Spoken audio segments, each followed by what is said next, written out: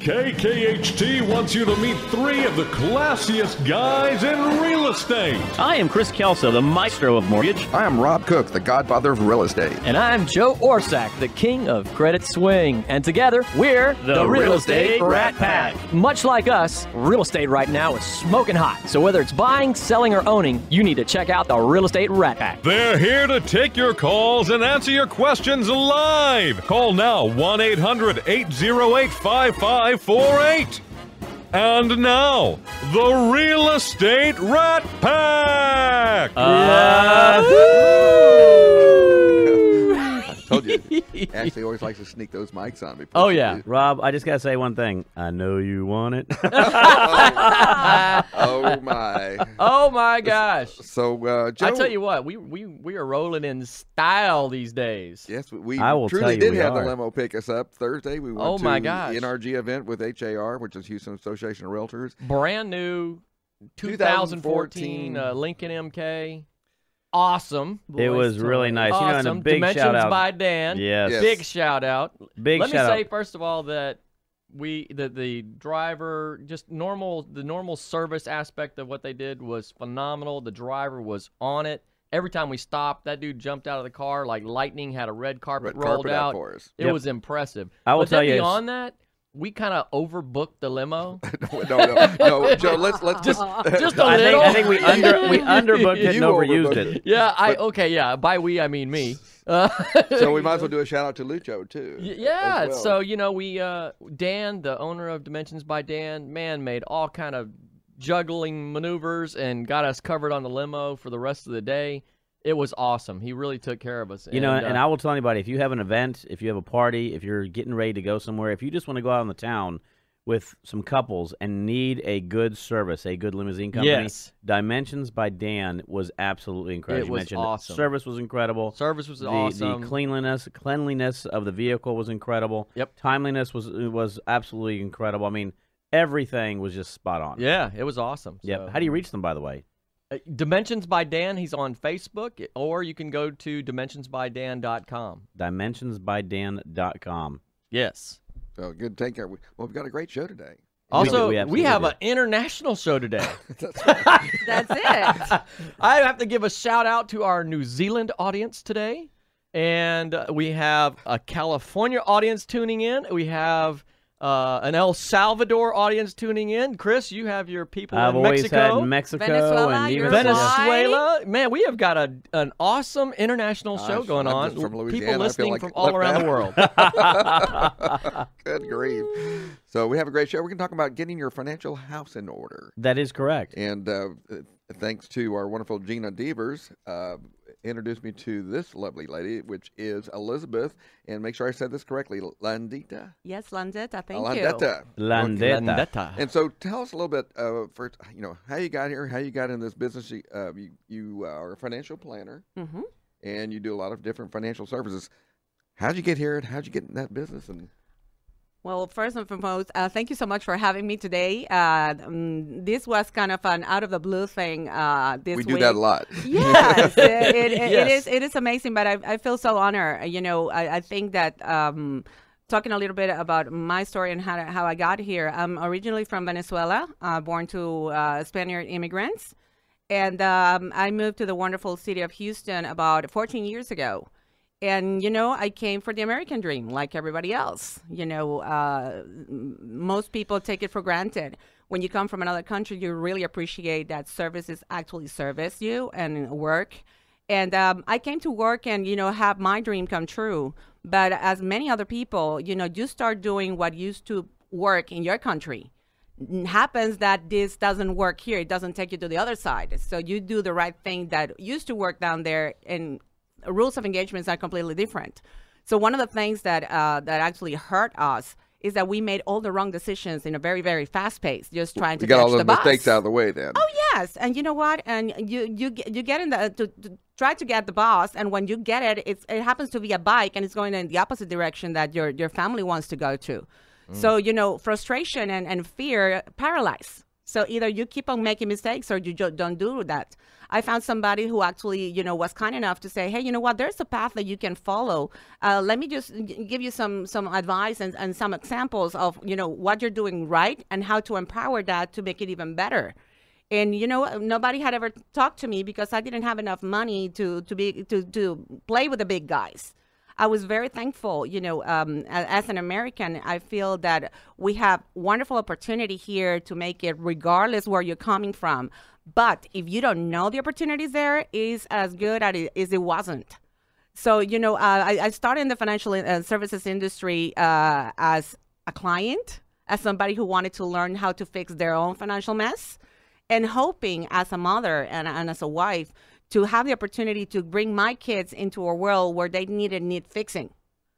And, that has been our dream from the get-go. And, I see it becoming true. So I fell in love with the crusade that our firm has in No Family Left Behind. I feel that even though we live in the richest country in the world and we have the most opportunity that anybody could ever dream for, most families are left behind because they don't have enough information, because they don't have the right information. Because they keep on taking advice from people that is, in a worse position than they are just because they seem to know more or they talk more lightly about it. So I started in this business with my husband on a part-time basis, and I fell in love, and I left everything else, and this is all I do. I love helping families, showing them options, empowering people, put them in the driver's seat of what their future should look like. Nobody plans to actually fail, but most people failed to plan. Yes, we've. Yeah. So that's how we came to be. And I don't like to be called, a financial advisor. Why? Because for the most part, that means somebody who charts you to tell you how broke you are. And I knew that already. So, I like the fact to be a consultant, to be somebody who will meet with you and add value to whatever you're doing, if that makes sense. It does make sense. And one of the things that you mentioned right there, and I'll tell this is, I've said this from a long time, is we have a huge financial literacy problem in this country, though. As wealthy as this country is, I agree. We have a huge financial literacy issue.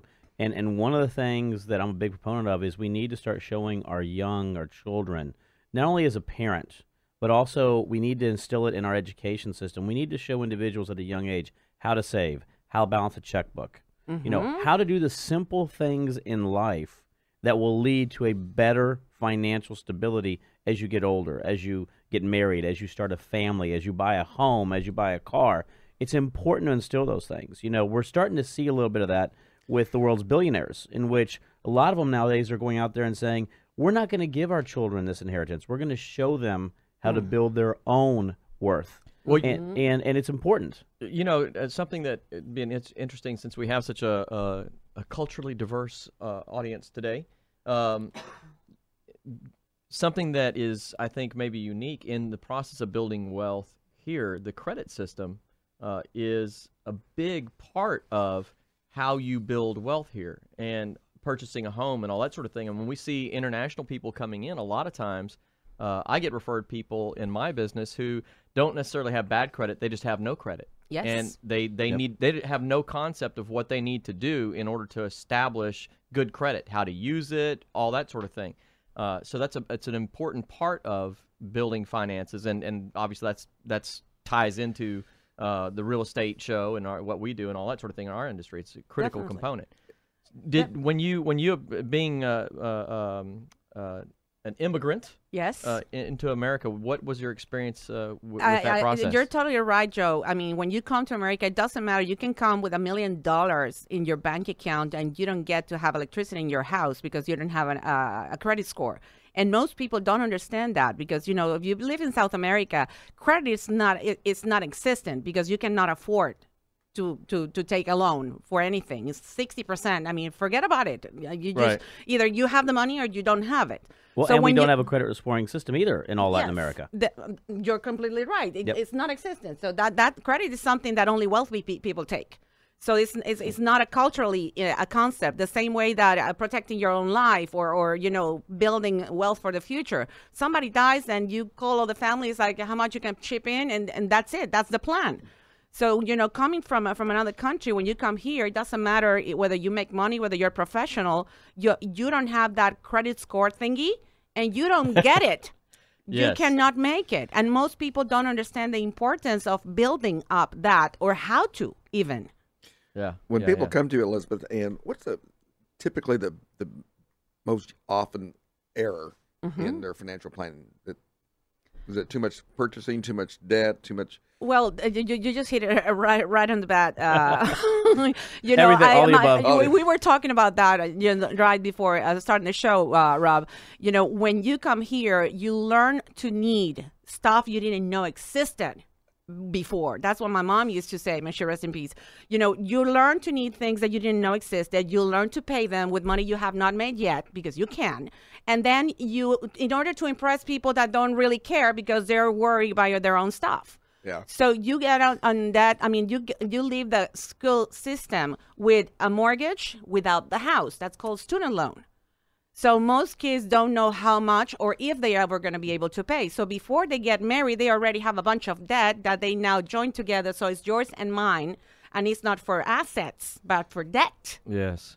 So- You know, and that's that's a a whole- great point right there, because, you know, one of the things we tell everybody, that financial literacy aspect of things, you know, one of the things that is sinking a lot of individuals that are getting out of college is their student loans. Yeah, And so if you're- $70,000 in debt. You know, if you're a to start family with. out there, That's one of on the the things I low suggest highly, I mean, we started it from day one. I mean, talk about financial planning. We started it from day one in putting together a 529 plan in our case for our children, right? Yes. Now, there's different mechanisms out there. You know, that's the path that we chose, but there's a lot of other ones. But, you know, that's a perfect example from a financial literacy perspective of start planning today to give your children an opportunity to prosper in that future right there without carrying that burden of debt when you get out of school. Yes. You know. Well, you know, these days, I think young people have too much of an understanding of credit. Yes. They finance that trip to Paris, you know, on the credit card. Yes, but they only know the fun part. It's like you put the magic card and it goes boof. Yeah. Well, you know, And we, there we go. we as consumers, we want it, and we want it now. Exactly. And we don't know how to delay gratification. It's a Yes. huge thing. And another mistake that people coming from other countries make is like, okay, I used to have a big house and the big cars back then because I was making this big money.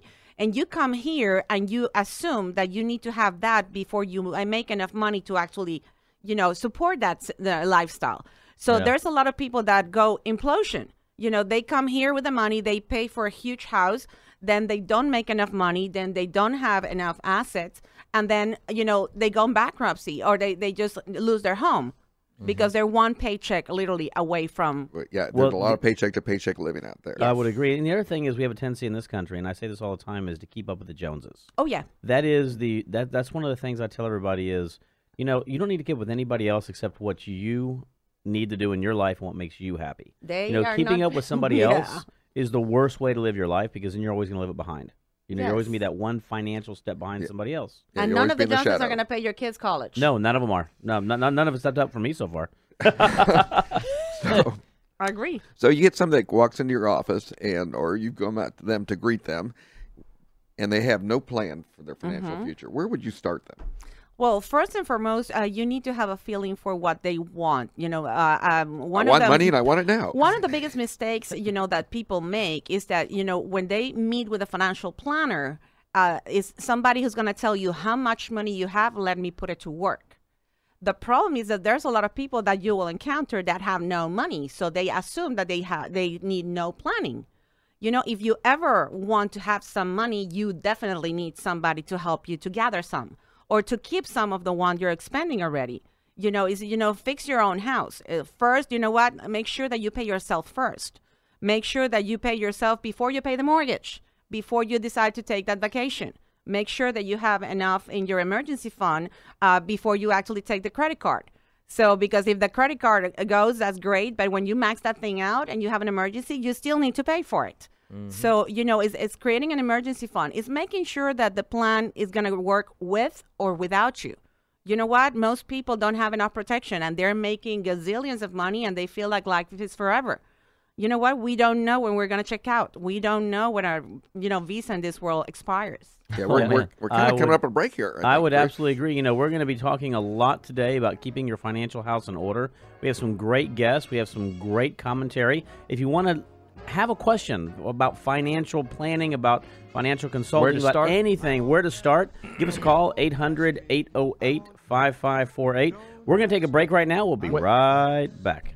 Madam, with you, my heart won't let my feet do things that they should do. You know what? You're lovely. You know what?